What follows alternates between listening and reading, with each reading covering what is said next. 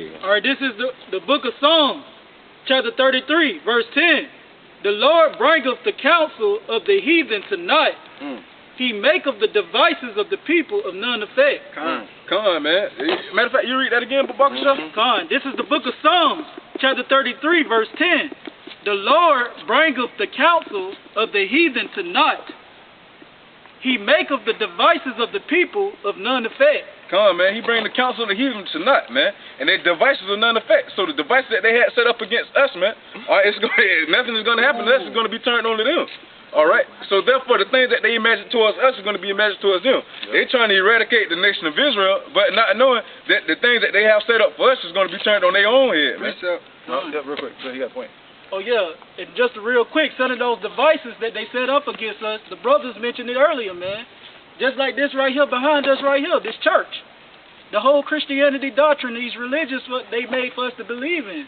Yep. That's a device that they created against us, man. That started off as an imagination, and they brought it forth. Right. That's going to be destroyed. The liquor stores on every corner.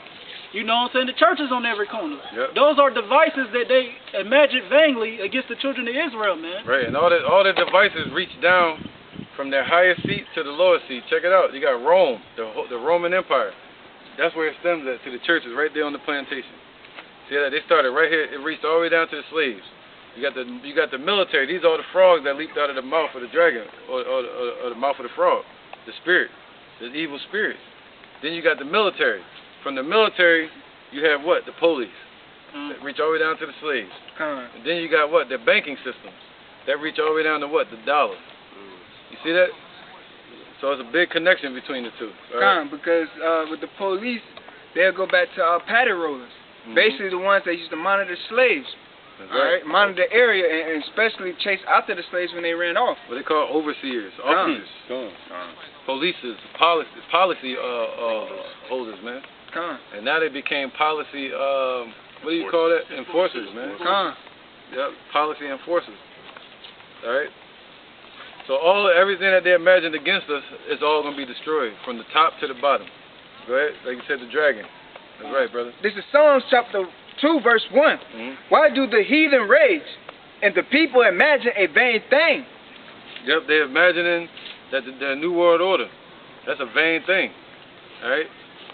Getting rid of the children of Israel, that's a vain thing. And the heathen's raging. Alright? They've been raging ever since they had us in bondage. Ever since we fell in 586 BC. Go ahead. It says, the kings of the earth set themselves, and the rulers take counsel together against Yahweh and against his anointed, saying. Damn, man, they did. Yep, the other one they Psalms 2 after this. But they took counsel together. All of them against us, man. And that's how we ended up on slave plantations and shit. Go ahead. Alright. It says, let us break their bands asunder and cast away the cords from us. Right. Go ahead, brother. Can you get that in the other Psalms real quick? Boom. And how did they do that? This is when all the nations did it. In Hosea 4 and 6. This is Psalms chapter 83. I'm going to start at verse 1. Right. Keep not thou silent, O Yahweh. Hold not thy peace, and be not still, O Yahweh. For lo, thy enemy make a tumult, and they that hate thee have lift up the head. Right. Go ahead. They have taken crafty counsel against our people, and consulted against our hidden ones. Right, crafty talking about wicked or slick. Alright? I got those there. Subtle counsel. Meaning they all gathered in the spirit of Satan. Alright, go ahead and took counsel against all of us. Alright, the children of Israel. Go ahead. They have said, come and let us cut them off from being a nation. Right.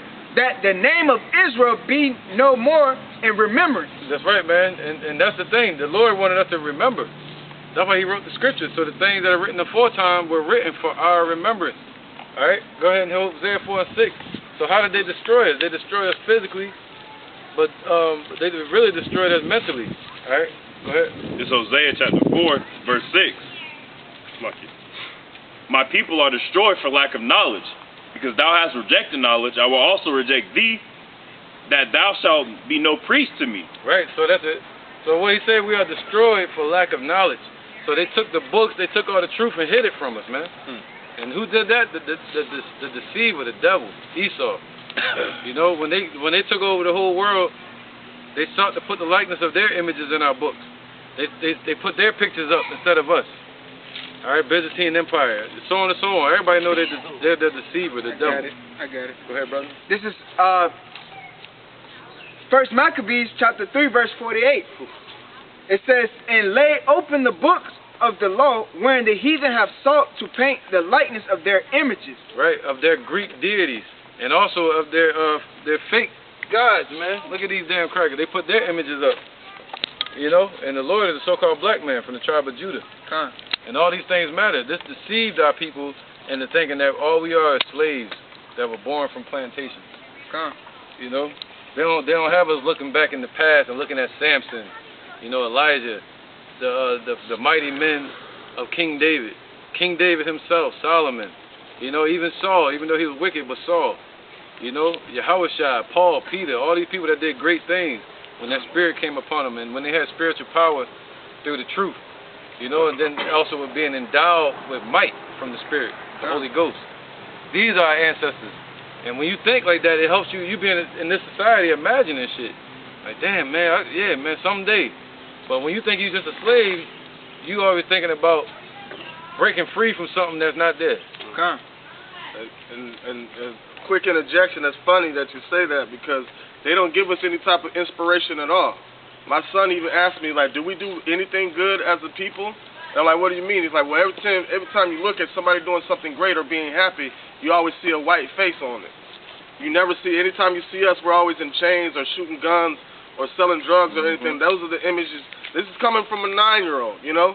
If he can see it at this young age and our own people can't even see it, they think that this is a place for settlement. We could be settled here. There's nothing here for us. They don't give us any type of inspiration at all. But the Most High set it up for like that for us to get our inspiration from Him. Yeah, so look at Hancock. They had to make him an alcoholic. Yeah. Right. And chasing after a white woman. Until the so-called white man told him how to become a great person. Right. So once you seek counsel from the white man, which Hancock did, now he stopped drinking alcohol and he's a good superhero thanks to the white man. The white man had to teach him the guide into his life. Yeah. And his weakness was a white woman. His weakness. Damn, they showing up. it was. Some damn mayo. But that don't matter. The black women have weakness too. Just women, period. Women in general. Women in general. Let's keep going. Where was that? I ended with some. You wanted me to go into two witnesses? Yeah. All right. Start at the top. Yeah. All right. This is Revelations 11:1. We were done with that, huh? You told me. Go ahead. Okay. It says, "And there was given me a reed like unto a rod, and the angel stood, saying, Rise and measure the temple of Yahweh, and the altar, and them that worship." Oh, now it'd be Revelation 11 where he said these are two witnesses. Yeah, that's what I meant. Did something to the earth. Right? You gotta jump down. Tormented the people. Yeah, You gotta jump that's down. what I meant. Okay, good. All right. It says, I'll just skip to the point. I was about to say, if you say you there, brother, go ahead. All right. It says in Revelation 11:3, "And I will give power unto my two witnesses, and they shall prophesy 1,260 days in sackcloth. These are the two olive trees and the two candlesticks standing before the power of the earth. And if any man will hurt them, fire proceeded out of their mouth and devoured their enemies. And if any man will hurt them, he must in this manner be killed. These have power to shut heaven, that it rain not in the days of their prophecy, and have power." I want a 10. Huh? Verse 10. All right. This is Revelations 1:11-10. All right. It says, and they that dwell upon the earth shall rejoice over them, and make merry, and send gifts one to another. Right, and that happened in slavery. All right, they sent gifts. They sent cards, like what you call gator bait. You know, they would take our babies and put them on cards. You know, and they would pass them back and forth. Right? Like catch them real quick. You know.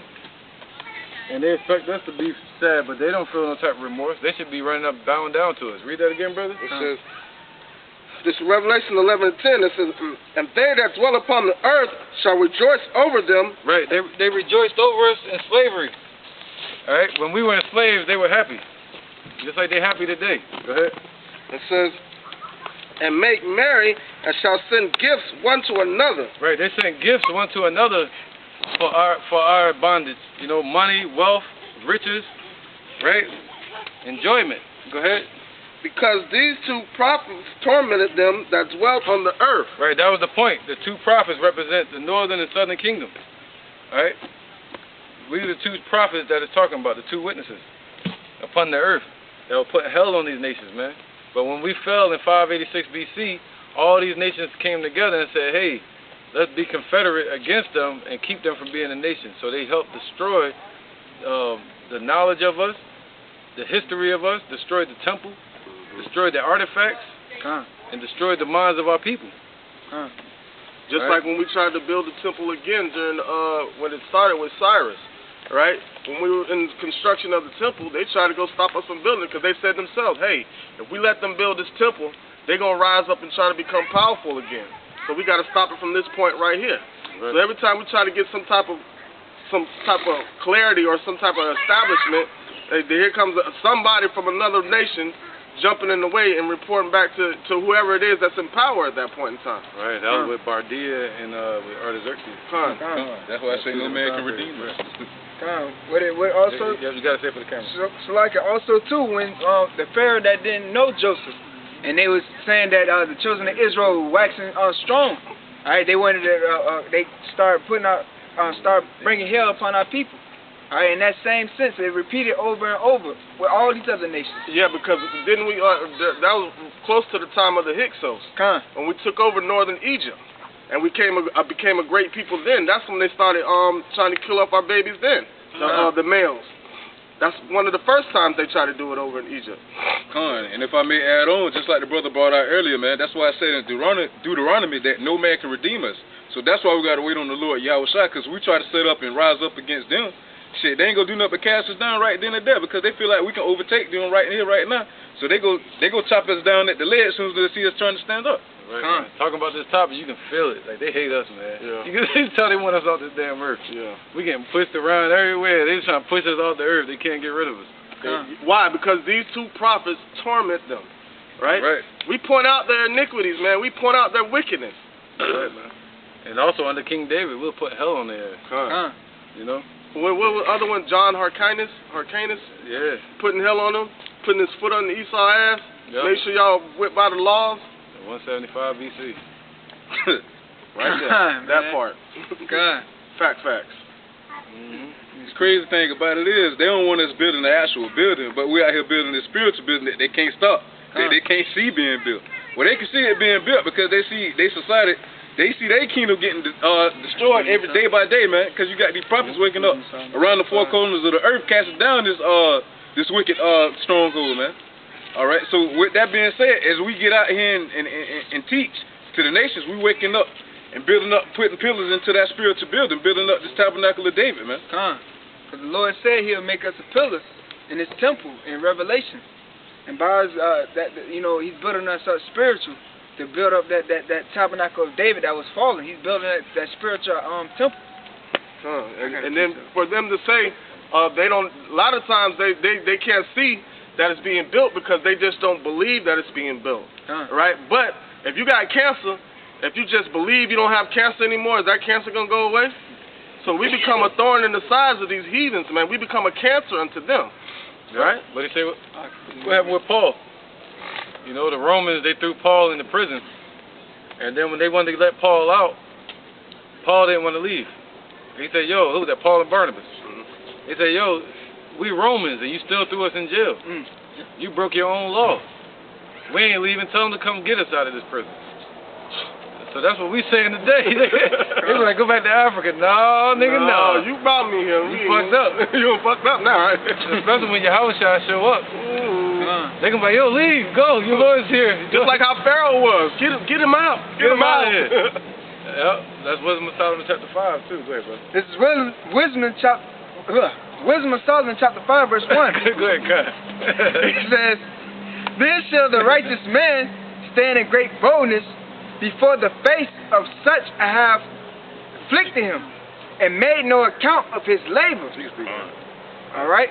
So right now, you see, starting with all the way down, you see the men of the Lord, the hopeful elect, that's out there teaching His word and truth to the city. We standing in front of our oppressors, all right, and rebuking them with this word, man, telling them that they are Esau, man, that they are the biblical Edomites, and that they're going in slavery, all right, condemning these other heathen nations, man, all right, and also condemning 2/3 of our people. They're afflicting us too, man. That's some power there, man.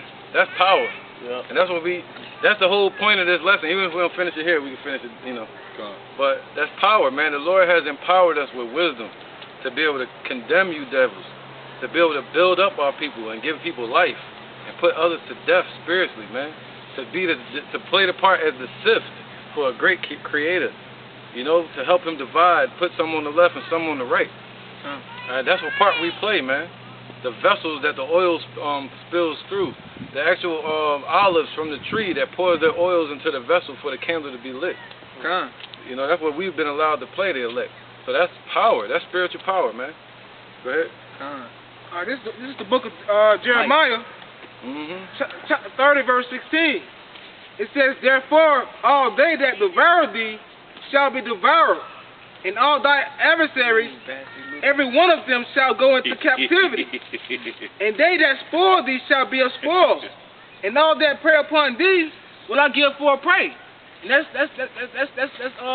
scripture, man. Like y'all about Shemi Shah spoken. He said, whatever they have done to us, it's gonna be done to them. Right? But tenfold though. That's right. What did he say? They shall be for a prey. But he said, what? Wait for him until he rise up to the prey. So you got to have that spirit of endurance and of patience and waiting. You know, just wait and talk your shit. That's it. Just wait and just talk, teach. You know, don't be on no Black Panther shit or be ready to kill Esau and shit like that. You ain't doing nothing but hurting yourself. Peace out. Go ahead, brother. This is 2 Corinthians chapter 10, verse 3. For though we walk in the flesh, we do not war after the flesh. That's right, man. We're supposed to be spiritual, man. If you have spiritual endowment, spiritual power, that's the only power you have right now, to be wise as a serpent and harmless as a dove. All right? Be blessed with wisdom, endowed with wisdom. And that's what makes your mind sharp as a sword, man, to cut both ways, you know? For the weapon of our warfare are not carnal. Right, our warfare is to wound and to heal with the weapon we have mentally. Or to heal, you know? Go ahead. But mighty through the Most High to the pulling down of strongholds. So the strongholds are what? Of the mind, of idols and philosophies. And that's what the Lord allowed us to pull down from each other's minds through His word, through His empowering us with might, mightily. See, that's spiritual might, that's mental might. All right, and that's the only form of spiritual power that we have right now. You know, go ahead. Casting down imaginations. Casting down the imaginations up in people's minds. And also the physical imaginations, like the chip. You cast it down in the minds of the people, they won't get that chip. Go ahead. And every high thing that exalts itself against the knowledge of Yahweh. So that means daily scoffers, these false religions, Esau, all these heathens, 2/3 of our people, anything that exalts itself against the knowledge and wisdom of Yahweh B'Shem Yahushua. So that means you have to be what? You can't be destroyed fighting this battle. You have to have knowledge and wisdom to fight this battle. You have to have the tools in place. Go ahead. Bringing into and you won't get those tools unless you read. All right, go ahead. And bringing into captivity every thought to the obedience of Hamashiach. So we're supposed to bring every thought into captivity. So we started with the house, right, with the elect, the hopeful elect. And he said, what? We are prisoners of the Lord. So once you're in this truth, you become a prisoner to Yahweh B'Shem Yahushua. So we're supposed to help captivate our people. Right? Go ahead. It says, and having in a readiness to revenge all disobedience. So having a readiness. He say, ready to give answer for your hope in your faith. The hope that is in you. Right? And also to revenge the death of our king, man. The crucifixion of our king, Yahushua. And to revenge our people. But the Lord said revenge is His. So He allowing us to take part in that revenge by doing this. But to go kill and physically, he said what? He that without sin cast you the first stone. So that's why you gotta wait for him. And when he ready to cast his vengeance, he ruleth in the kingdom of men. So he gonna make men do it. He gonna raise up his men to do it. As he's raising us up now to condemn these devils before their judgment. And when your obedience is fulfilled, that's it. Yep, when you're obedient. So once you become obedient in this truth, you're able to help discipline the others. All right, go ahead. All right, this is Isaiah 49:1. Yeah. It says, "Listen, O isles, unto me, and hearken ye people from afar. The Lord hath called me from the womb, from the bowels of my mother, and hath made mention of my name. And he hath made my mouth like a sharp sword, and the shadow of his hands hath he hid me." Right, he did that for his elect. You know, that goes along with Jeremiah too.